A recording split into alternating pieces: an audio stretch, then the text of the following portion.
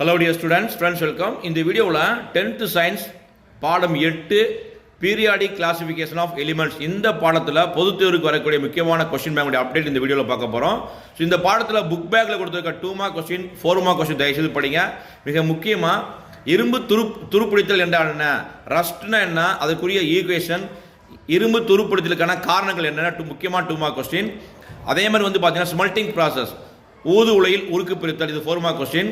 புக்கில் பார்த்தீங்கன்னா அலுமினியம் பேக் சைடு தாதுவிலிருந்து பிரித்தெடுக்கக்கூடிய மெத்தட், ஹால் மெத்தட் இருக்கு, பேயர்ஸ் மெத்தட் இருக்கு, இது 4 மார்க் கொஸ்டின். இது இல்லாமல் புக் பேக்ல பார்த்தீங்கன்னா புக் இன்ல பார்த்தீங்கன்னா அல்லாய்ஸ், உலோக கலவை என்றால் என்ன, உலோக கலவையுடைய வகைகள் என்னென்ன, உலோக கலவையின் பயன்கள் என்னென்ன, ரொம்ப ரொம்ப முக்கியமான கேள்வி.